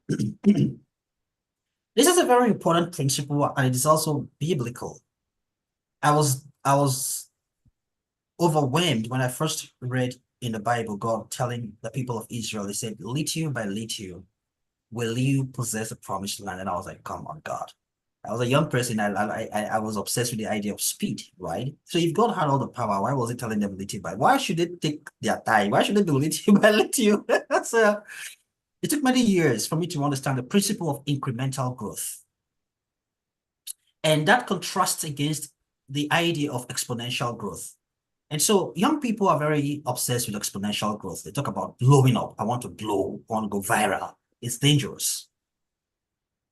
I'll explain to you. If you have the option to blow, to go viral overnight, or to grow incrementally, I'll advise you to grow incrementally. Choose growing incrementally 10 times more than blowing up suddenly. So start little. Now, when you blow, you start from nowhere, you arrive somewhere. It's dangerous. It means that you can fall suddenly someday and fall back to the ground and crash. That's why they call it viral. You go viral. You know what virus is? When you have virus or you have the virus, you go to the hospital, doctors say they don't have medication for it, they don't have cure for it. That you should just go back home, the virus will die out with time. Yeah, So manage virus, so virus eventually will die. That's if you have the cold, right? You have the flu. It eventually dies. And that's why you see people go viral overnight and then they are nowhere after some years. Something went wrong. Now, contrast that to growing incrementally. If you grow incrementally, this is what it means. Let me be sure you see my hands. You grow like this, you dwell there for a while, build capacity, and then guess what? You go this way. This is where you are, it's a plane, and then you grow. You dwell there, you build capacity, you get stronger, you get better, and then you grow. Now, in the process, people are blowing up and leaving you behind, and you think that you are losing. You're not losing. You are not a failure. Now, what is good about incremental growth is that you don't fall into oblivion. It's impossible. The reason is that if you ever fall or if you ever fail, you would fall to the next rung of the ladder. You will not fall to the bottom. You fall to the next rung. Are you with me, guys? As against someone who goes viral, who blows up, who has no steps. It goes up or she goes up and falls to the bottom. You don't fall to the bottom. So you fall to the next level, which means anytime later, if you work hard on yourself, you go back up. So incremental growth, you grow and you don't fall. You remain significant all your life. Or it happens by growing gradually, incrementally. And that's what God wanted for the children of Israel. And that's a principle of God. If you read biblical theology very well, and you try to understand the idea of growth, I'm very obsessed with growth. I'm a growth person. I'm a growth strategist. And that's why I teach this. So be interested in incremental growth. And that's the idea behind start small. I'm on LinkedIn right now. I see how people are very busy. They just want to, blow. They talk about how they have blown from this to this. I like growth by all means. But you know what? Every time you see me do something, I have strategies to do more. That's one thing about me. All my team members are aware of that. Every time you see me do something, guys, I have a strategy to do more than what you see me do. I don't know. It's just God's grace. And it keeps me relaxed. I'm not in a hurry. I'm not frenzied. Why? Because I don't want stress. I don't like anxiety, which a lot of people carry on them, and it destroys things around their lives. Okay, so start small. Number 2 or 3, collaborate. Look for mastermind groups, people who challenge you because they are going the same direction as you. So every goal or objective has people, has communities that aspire to achieve the same thing. When I came to the US, I was lucky to join an exclusive group. One of my plans is to become a millionaire. I'm not joking about that. I am not joking about that. I am not joking about that. I want to become a millionaire, right? So I was lucky to join a group. They call themselves Make More Million, MMM group. We pay monthly to be part of the group. Although I realized that I had not even laid the foundations I needed to be part of them. So much of what they talk and do in the group goes over my head. But I'm coming up gradually. So join a mastermind group. It helps you achieve your goal. You want to build weight? You want to build muscles? There are groups that will encourage you. They have things they share. Everything has secrets. There are secrets to things. So if you walk alone, you'll be wondering, why am I not succeeding? See, no matter how awesome, amazing something is, the achievement of something might be, I tell you, it is easy. There are secrets on how to achieve it. If you work with the right people, you will learn the secret to show the secrets to you. So try to find mastermind groups. Don't walk alone. Talk with people. Get groups that inspire and challenge you, that track progress. And lastly, iterate everything that you do and continue to do that on, and you will really grow. You will really grow. You will be a phenomenon in terms of the things you are able to achieve in your lifetime. If you iterate the process and do that again and again and again, stay focused, you will be really progressive in life. So I'm here to really challenge you to stay focused, set your goals, lay out the objectives, get a milestone in place, and work towards achieving things and making your life better. If your life is better, your family is better off. Immediate family and extended family, your society and your country. And so it's very important. I want you to succeed. Jude wants you to succeed. And so does Lillian. We all want to succeed, and we all want one another to succeed because it does good to our larger community. So thank you guys for listening. I'll take questions if there are any. Wow. Wow, wow, wow. This is beyond wow. This is so much. If we can unmute, we can just please unmute or to clap, or you try and use the emojis. Like this is so much. Now, let me be sincere. Thank you so much, Don. At first, it was sounding philosophical. I'm like, okay, okay. And then I started getting it. I started getting it like, wow. Unfortunately, some persons dropped out, but I guess they'll just watch the YouTube replay. This is power packed every aspect, and you did touch from the financial part to the relationship to academics and then life in general. But one part that touched me, the little by little also got to me, the part on matching your skill sets with the challenges. I think for me, that speaks to me in terms of building, because there was a scenario of something that happened whereby I was thinking, can I actually do this? And I said, yes, I actually can do that because I knew how to do it. And then I kept it to the dying minute. But in the process whereby I didn't know how to do it, then I'll start looking for somebody to do that thing. And then I'll be tensed if I don't get somebody. And that means I will not be able to meet the deadline. So that means for me, building more skill sets so I could do things on my own. Of course, I could always patronize other people, but doing things on my own means I can always achieve my goals because I have those skills in case I encounter any challenges along the way. Plus several other things that you said. Thank you so, so much. This Thank is you, really Lillian. powerful. Thank you so much. And Thank you. Appreciate you, Lillian. yeah, I see we already have questions, so I'll just quickly delve into the questions so you can get to answer them. I think one of And the before Lillian, before that, Jude, I seek permission from both of you to say I have an announcement to make at the end. I'll appreciate if you guys don't leave, okay? Especially if you Sure. have a LinkedIn account. I have something for you and that I'll need you to help me do, but I'll bring that up at the end. Sure, no problem. Yeah, so Mata is asking, how can one discover his purpose? Then I guess I'll just take most of the questions and then you get to answer it. Donald is also asking, for one to clearly set his or her goals, one needs to understand and know his purpose. What are the ways for one to discover his purpose? I guess when you start talking about purpose, everybody hears we're tingling, and I see questions on purpose so much. Yes. So those are the two questions we have at the All right, moment. thank you. The question reminds me of a caveat I was supposed to make earlier. One of the things I try to avoid is to present things very graphic and people feel discouraged. When I talked about the difficulty of finding a purpose after 30, there is an exception to that. You can find a purpose even at 50, but you have to be, 100. yes, but you have to be a really resilient person because when life deals at you, there is something about life. There are layers to what priorities are in life. If you don't deal with the earlier priorities, the latter priorities can be overwhelming and you never can get back to the earlier priority, which is why I advise you try to do it earlier. But there are people who still are resilient, they don't give up and they figure it out. Now, I talked about curiosity. It's something that really helps you. There's something that draws your attention, which is why I said from your teenage up to 25, mid-20s, feel free and explore. My daughter, who is a teenager right now, I drive her everywhere.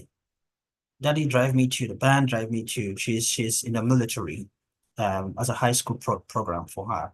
So I'm just like, I say, I call her the weapon fashioned against me. The reason is, and the kids are in karate, they do a whole lot of things. In the process of doing these things, somehow someone begins to find something that resonates with their hearts. They find something that they are curious, intensely curious about. It often points to their purpose. My little girl loves drawing. She will draw on anything, draw on the bed, draw everywhere. Began to buy her drawing pads. It may not be it, but somehow there may be a connection, somehow, some way they connect. Because look, brother, Jude, Steve Jobs dropped out of school and then he remained in school to learn calligraphy, how to write, how to write, right? The letters.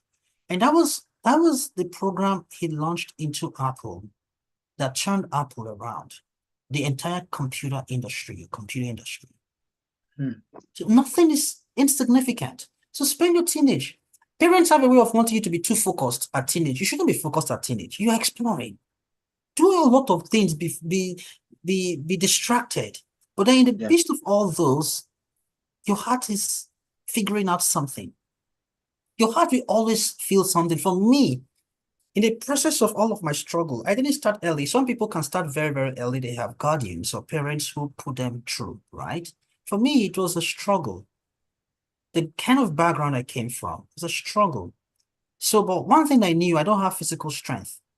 I'm not so strong physically. In fact, what you will do and you are fine. If I do it, I am tired, I'm worn out, I'm weak. When I figured that out very early, I told myself, look, I'm going to perish in this village because I was in the village at one time in my life. I mean, we'll go to farm with some boys. We return from the farm. All of them are still strong. They are playing soccer. But my body was just worn out. How did they do it? So I told myself, I said, if I had the opportunity to leave this village and go back to the city, and I handled that thing called pen, I will not drop that pen again because I don't have physical strength. That's why I went back to the city, bro. I worked hard in my school from $1. That's how I pushed myself. Worked very hard, and I have done very well all through my schools. Honestly, I have done very well, been top of my class all through, except when I went to Harvard. I'm not sure what I was. When you have the best of the best coming together, it's difficult to know who is best. I told myself because I realized that I was an indoor person. My family is out now. The reason I didn't go with them was I love to be by myself, keep the house clean. I just love that quietness. I love to read. There are books all over me right now. I read a lot. I knew early I was an indoor person. I'm not a hustler who goes everywhere. That's why right now I started writing on LinkedIn. They're all my thoughts, my ideas. I want to put them down, write every day. You will know what your purpose is somehow. So this next phase of my life, I'm trying to be speaking.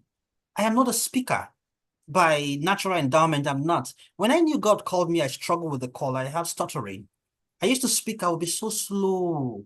So if you hear me sound aggressive, like I'm very hyperactive, it's a mechanism to not be too dull. The real me, I'm very calm. I speak very slowly and gently. That hyperactivity you see is made up. Maybe later I'll become calm again. I was not a speaker, but I'm trying to work on it right now. I'm trying to build it. Look, bro, we have to fulfill purpose. Because what's the point learning these things I'm learning? I have a lot in my head. I read a lot. And I can't speak. I can't communicate it out. So I'm learning to speak. That's why I say thank you for giving me the opportunity to speak. And if I do it badly, we all will share the blame because we all participate. So your curiosity, I talked about it earlier, and just in case you didn't listen to it or I didn't say it clearly, your curiosity is a pointer to your purpose. It's not an overnight thing. It's a whole lot of things happening. It's you sitting down to take stock. You make mistakes, you miss it, but you find it. And even when you have found your purpose, there are some errors that will creep in later. So it doesn't mean it has become all clearly defined. Sometimes you get to a point and say to yourself, oh no, this is a no for me. I'm not taking this option. I'm taking this other option. Okay. Yeah. Okay, so I would quickly add to that. Um, Thank you so much. I'm still reserving my appreciation for later, but to say that I'm blown away is the least. Um, oh my God. I've been doing this webinar. This is the fifth edition of this webinar. And what I'm happy about is that it only gets better. And to be frank, I don't look at the numbers. I look at the quality of the webinars. I told my wife earlier, if we're the only two people that Kingsley will speak to today, I'll be so happy. And yes, so I'll But come don't back to forget, I talked about the incremental growth. So yes, you are in order, okay? It's just fine.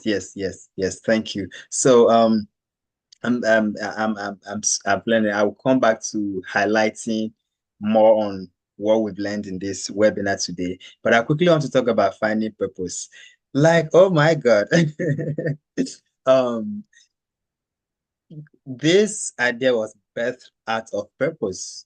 In 2020, I authored the book titled Finding Purpose, a 30-day journey of purpose discovery. So the book is live on Amazon. You can order it in Kindle or print. So I have something. I have something that how for me, I started like, I like how you mentioned from your teenage age, start thinking about purpose until you're 30. Yes, I started thinking it doesn't just happen. I was thinking about this for 2, 3 years, asking that question, what is my purpose? What is my purpose? I even started by what is purpose itself before coming to what is my own purpose.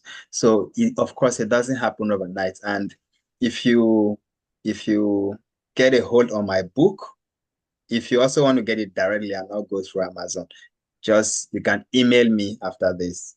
Just email me. My wife will drop my email in the chat. Just email me, and I will also drop the link to the book in case you want to get it on Amazon, but that's fine. How much is the So book, sir? on Amazon, how much?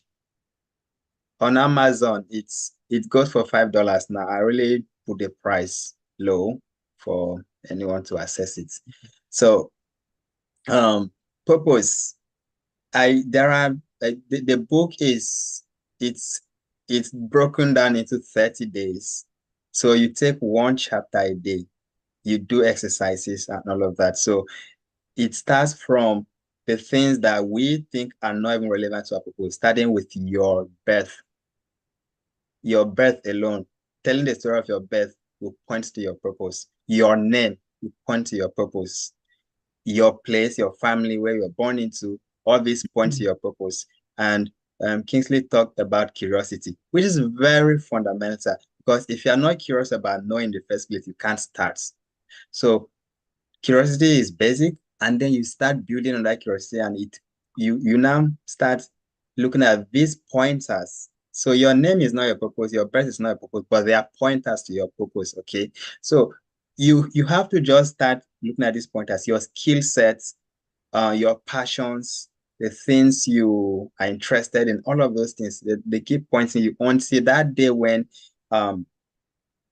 it doesn't happen like magic, of course, I must say that, but with the help of God and you looking at these pointers, one day it just becomes clear, and then it keeps getting clearer.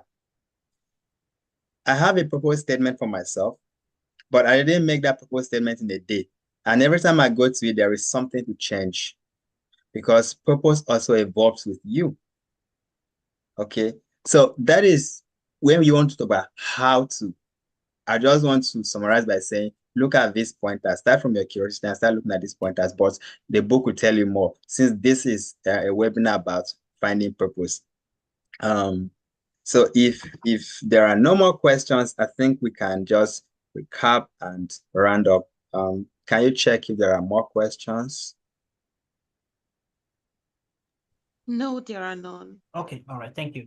Let me Okay. bring in the announcement I wanted to make earlier. Yeah. Thank you once again, Jude. I tell you, beyond just speaking, I have loved and enjoyed my the fellowship. It felt like fellowship. Thank you, Lillian. And I wish other participants put on their cameras. I would have really loved to see your faces. By the way, let me do a full view, because I'm only seeing myself and Jude all along. I can see more people. Not sure how. Okay.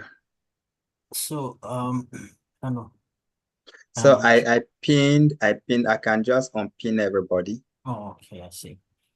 So the announcement I have is this: my team, we need to get feedback from my sessions. Like I said, I'm trying to make inroad into speaking, and we have 3 to 5 coupons, $10 coupons to give as a thank you to anyone who does a good feedback review on my session.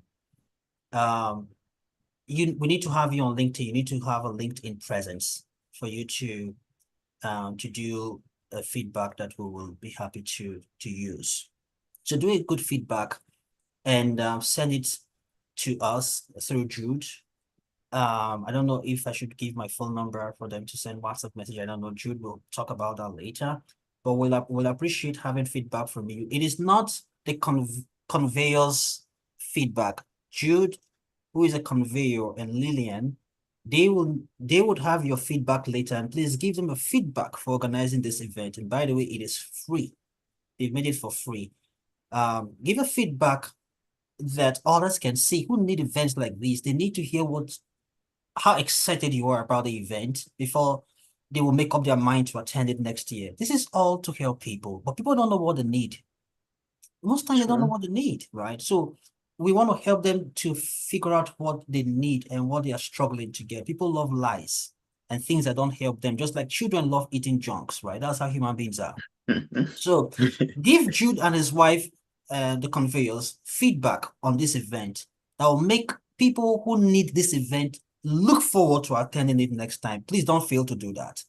But also give me a feedback, and we will give you a $10 coupon. If you're not in America, as I assume, we'll send it to you. We'll send $10 to you in wherever you are in the world.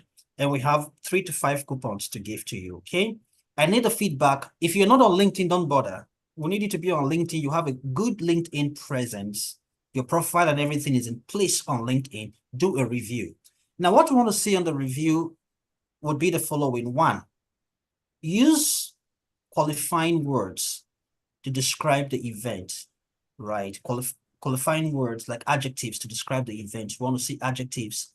And then number two, tell about something, the concept you have learned that struck you from the whole event. Mention the concept you learned and what that concept will address in your life going forward. Are you with me? What you think, you assume the concept has addressed already because you're only going to manifest it, right? So if you can do that little review and make it sound as you feel, we don't want you to tell lies, be honest, but write it as you feel about it. We will want to use it because we want to also be out there, let people know us, and also attend events that we'll be planning in the future. And we will use the feedback. We'll honestly use it. And we'll say thank you to you for taking your time to write a feedback. That's why I'll be giving you a $10 coupon. Is that okay? Don't write an essay, don't write a big thing, just a little paragraph, a paragraph that mentions those things. Use qualifying adjectives, tell about a concept from the whole presentation you learned, what difference it has made in you. If there was a struggle before now, mention what that struggle is, and that will be a beautiful feedback, okay? All right, thank you. Great. Thank you again, Kingsley. Oh my God. And Brad Jude, you also give me a feedback, my host. You and your wife give me a feedback. Okay, Of we'll talk course. about that later. Of course. Of course. I'm giving my feedback right here. Um, Okay. yes. I'm trying to get your LinkedIn profile and also Okay. drop it in the chat before I proceed. Yeah, here we go. You can put So, my phone number. Let them. I don't mind everybody. You can reach me with your feedback on okay, WhatsApp. okay. Okay. Yes, let me quickly share your contacts with Lillian so that she can put it here while I'm doing that, while I'm rounding up. Um, yes. Okay. So let me start by appreciation before I round up. I appreciate all of you who started and are ending this session. You know, earlier Kingsley talked about putting out expectations and me preparing the minds of people to attend. You can't promise what you can't give. And I can imagine if you came and you were disappointed. So that feedback is very important. Let us know what you have picked from here. And the last question, yes, I didn't forget. I will also go to that question. And so a big thank you to Don Kings. Oh my. I've learned. I have learned since the past 4 to 5 years that I've been hosting this webinar. This is outstanding. Introducing concepts that are just, I was always keeping it basic. I was always keeping it basic, but introducing the concepts you brought in here, it's just so phenomenal. Bringing in both philosophical and business concepts into this, using those practical examples of big brands such as Netflix and Microsoft and the rest. That's so wonderful, and I really appreciate. And you are such a minister that everyone should emulate because given our background back in Nigeria and Africa generally, we tend to relegate ministers to the pulpit. But I always admire ministers such as you and others as Sam Adeyemi and people like Apostle Joshua Selman that also translate the gospel into practical life lessons that we can apply and learn, not just talking about the gospel in terms of spirituality. And that is the path I also want to take. Yes, I'm not seeking ordination as a minister, but I know I am one. So yes, so that you are not only a friend but a mentor I can always look up to. Thank you for honoring Thank you, us sir. and Thank you. giving us this phenomenal session. I just wanted to highlight some of the key things we talked about. Um, I've never talked about or even heard about SMART goals in the way, the principle of SMART in the way you did today, like breaking it into objective and key results. That is something new, and I so much love it. For those who have been attending for the past 3 to 4 years, I know this should be something really new to you, and that is why you must keep coming back. Must keep coming back, and we always raise the bar. We cannot do the same next year or even go lower. We raise the bar. So you need to keep coming back. That is something I, as the convener, has learned. And another thing I learned, oh my, the semantics you brought in here about muse and amuse. Oh my. So I see that's knowledge is key. Knowledge is so powerful. I didn't know that. And I also want to talk more about when you use the example of Sabinus. Thank you for also emphasizing that he's so good at what he does. Now, you participants must know that Kingsley was in no way comparing Sabinus to the likes of Sam Adeyemi and saying one is more important than the other. Everyone has a niche, and Sabinus is doing well in his own niche. If, for example, you go and follow comedians and you want to only be amused and you don't want to get the news about their life, you are the one who is deceiving yourself. Because think about how this person is able to give you consistent content 365 days of the year. Wow. Does that not teach you something? Wow. Does that not teach you something? He is consistent. That is a life principle. That is a value. He has a goal. He's growing his social media presence. That is a goal. So don't think this person is making you laugh because they are a clown. No, they have a goal. And I really like the guy. Once I see him, I start Yeah. laughing. I Yes. only need to see his And belly, yeah. and I start laughing. Yeah. And for me, I have started a personal study of Nigerian social like Nigerian comedians. Is I don't know what I'll make at the end of that study, but I follow keenly. I follow them beyond their contents. Sometimes I watch the podcasts they go to speak at, and I can tell you this guy's intelligence is just so phenomenal. Like because it broke that mindset I had before about comedians being unserious people. Man, these guys are so educated. Helen Paul is a comedian, she has a PhD. So just know that when you go, have a goal. Maybe your next year you should also set social media goals. Okay. Add that to it. Okay. I will not dwell too much on that. Then talking about starting little. Yes, I need to emphasize that again. And I'll use this webinar as an example. You don't know what this webinar will be next year. You don't know. It is now free. You don't know if by next year we just decide, oh, okay.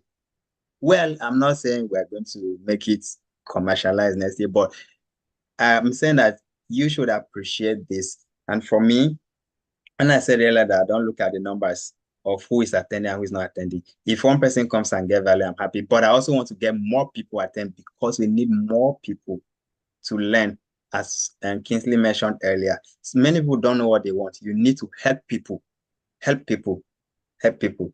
One way you can help is just sharing. So just share. We started little, but we're growing. That is how you should also start. Just start somewhere. If you have a big goal of saving 10, um, let's say 10 million naira between 2025 and 2030. I'm talking about savings, not investment. Yes, you can have that long-term saving goal. It is good. Don't say until you start earning 1 million a month before you now take out money to save. If you are earning 100,000 a month, take out 10,000 and save, and see if that will not take you somewhere in 5 years. So those are very practical things you can do. Start small, start somewhere. Lastly, I will just be making a couple more announcements. I've talked about my book already. If you want to get it directly from me and not go through the hassle of Amazon, my email is already there. You can send me an email. And if you go to if you search my LinkedIn or Facebook, you can also get other ways of contacting me. You can also go directly to my website where you are registered for this event, and you can find other ways of contacting me. I also have other online courses that are coming up in 2025. You can pre-register ahead. 2 courses are free, leadership and goal setting, free. Goal setting, now you have this into a course. It will not only be an annual webinar, but it's a course that will be live on my website. You can always go to it.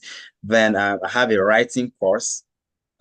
That one goes for a fee. So you can, if you go to my website, you get it, and you consult me and know the fee. I wouldn't want to talk about that here. And another thing is also send me an email. I can give you a template for goal setting, a template on how you can set your goals. And also, as a privilege for you attending this, once you set your goal and you want to cross-check with me, like, okay, is this, how does this, my goal setting look? Do they meet the standard of SMART? And I will also indulge Don Kings to be available if you can agree to cross-check any of your goods. Me only exclusive for those who attended this. So we can just cross-check before 31st if you want to hit the ground running by 1st January with your goals. Yes, we can talk about that. So that's all. Once again, I appreciate you. Thank you for attending. Share the link. You can go back on YouTube to watch it again. It's there. It will always be there. So thank you again. Any final word from you, Don Kings? No, sir. Oh, okay. Okay. All right. Thank you. So Lillian, you can round up. Do you have access to these folks, Who? all the persons present here? Is there any channel through which we can follow up for all of this since we've discussed? Yes. Yes. So if you registered, I have your information on Oh, perfect. Okay. on the registration. Yeah. Please follow up for my review, sir. Yes, I will. I will. Okay. All right, take care. Okay, thank you so Yeah. much. All Thank right. you. Thank you once again, everyone. Yeah. Okay, thank you, everyone. And yeah, for those who look forward to the tender, the YouTube link. Um, so when you go on YouTube, just search. Let me see if it can be shared in the chat.